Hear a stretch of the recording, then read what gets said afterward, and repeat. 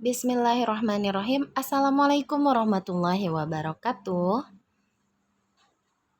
Teman-teman semua, pada kesempatan kali ini saya Siti Nurul Fauziah akan berbagi informasi yang menarik sekali menurut saya ya, mengenai apa yang ada pada generasi milenial dan Gen Z. Jadi mungkin teman-teman sudah sering mendengar ya istilah anak milenial ya. Kalau pada tahun 2024 ini mungkin kita akan sering mendengar Gen Z gitu ya. Nah, sebenarnya apa gitu ya milenial dan Gen Z ini. Nah, pada kesempatan kali ini, pada pemaparan kali ini, kita akan sedikit berbagi mengenai gen milenial dan gen Z ya dari beberapa literatur yang sudah saya kumpulkan. Mudah-mudahan informasi ini membantu rekan-rekan atau teman-teman yang ingin tahu lebih lanjut mengenai hal ini gitu ya. Atau mungkin bisa menjadi tambahan gitu ya. Atau mungkin pembuka wawasan mengenai generasi milenial dan Gen Z yang ingin berbagi mengenai apa itu Gen Z dan Gen milenial. Silahkan boleh ya di kolom komentar dengan kalimat yang sopan tentunya. Baik, slide pertama saya akan menampilkan.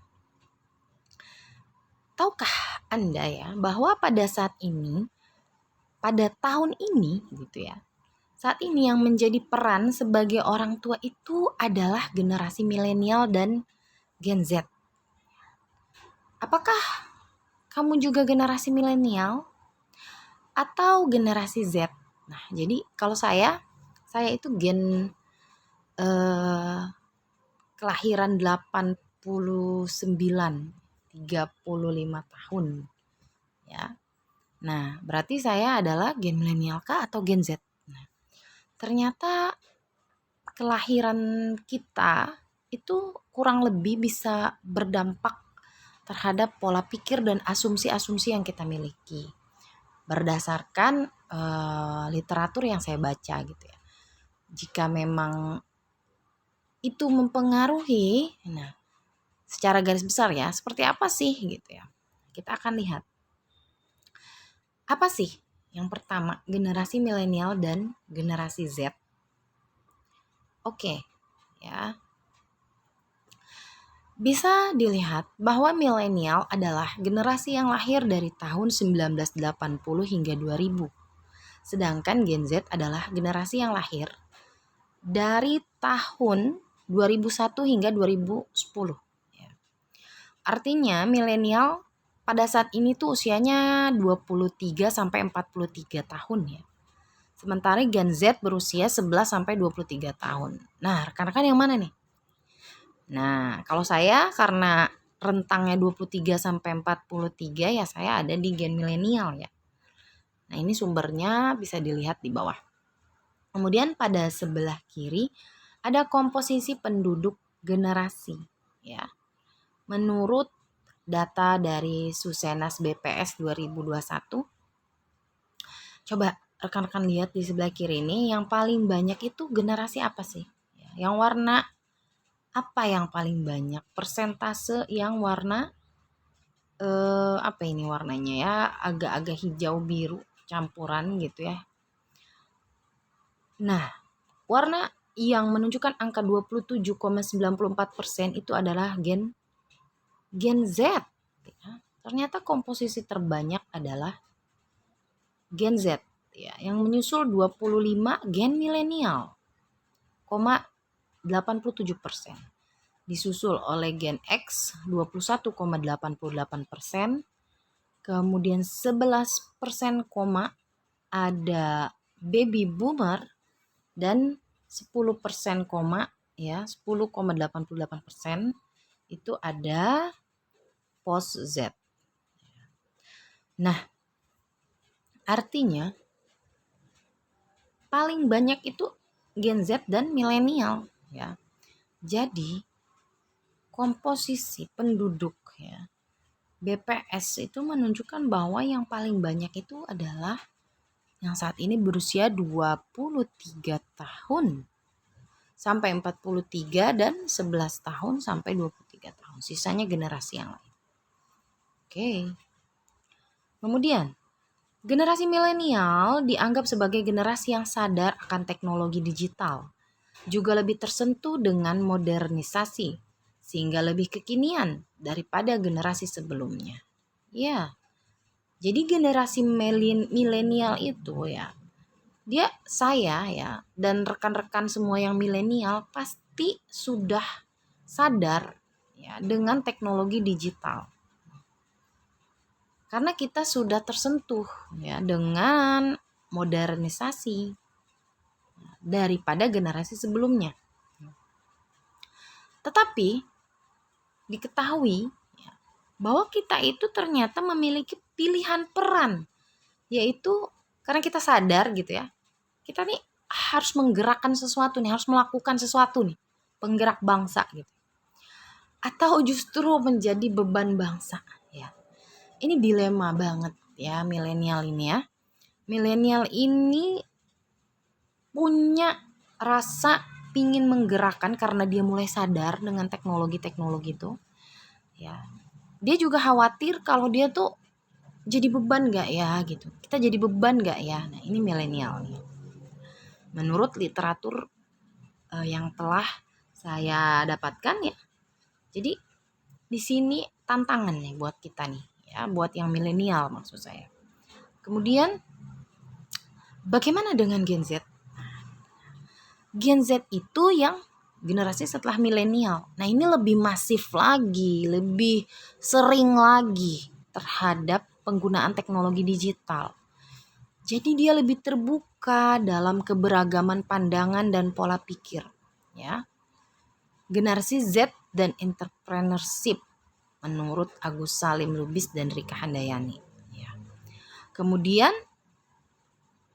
karena dia punya keterbukaan dan keberagaman ya dalam berpola pikir, sehingga terbukti ya pada tahun 2020 89,45% itu generasi Z ya sudah menguasai internet dalam berwirausaha. Jadi usahanya para Gen Z ini sudah menggunakan internet. Ya, mantap ya generasi Z ini. Lalu, data yang didapatkan bahwa tingkat stres dan kecemasan milenial dan Gen Z tergolong tinggi, yakni 46% Gen Z merasa stres sepanjang waktu dan milenial sebanyak 39%. Wow. Ini menurut Deloitte tahun 2023 baru-baru ini ya. Survei mengenai gen milenial dan Gen Z. Jadi ternyata generasi milenial dan Gen Z ini tantangannya besar, yaitu dia harus bisa mengelola rasa stres dia. Pada tahun sebelumnya yakni 2020 telah dilakukan survei yang melibatkan Gen Z sebanyak sekian responden dan milenial sebanyak sekian responden dari 46 negara mengenai hal yang paling dikhawatirkan. Temuannya diketahui bahwa kedua generasi tersebut paling khawatir tentang pengelolaan keuangan. Ya. Jadi memang ketika kita mengenal internet, teknologi, ya, kita akan punya rasa daya saing yang tinggi. Ya, kita akan melihat kurang lebih gambaran dunia lebih luas dengan adanya teknologi itu. Sehingga kita merasa khawatir tentang pengelolaan keuangan, bagaimana kalau seperti ini dan seperti itu. Ya, itu adalah yang disebut dengan tantangan. Ya, kalau menurut saya itu adalah sebuah tantangan. Dia punya kelebihan generasi milenial dan Gen Z, yaitu dia lebih berinteraksi banyak, lebih banyak berinteraksi dengan teknologi dan internet, tetapi dia lebih banyak merasa stres gitu ya. Itu adalah sebuah tantangan. Hal yang paling dikhawatirkan oleh milenial dan Gen Z itu ya apa sih? Ini ada ya gambar. Yang pertama itu yang paling banyak, itu yang paling tinggi diagramnya adalah biaya hidup. Yang kedua perubahan iklim. Yang ketiga pengangguran. Selanjutnya kesehatan mental. Selanjutnya pelecehan seksual. Hal lainnya ya mungkin bisa ditambahkan ya. Ini kan surveinya Deloitte Global 2022 ya mengenai Gen Z dan milenial. Jadi memang ini adalah hal-hal yang menurut survei dikhawatirkan oleh generasi Z dan generasi milenial.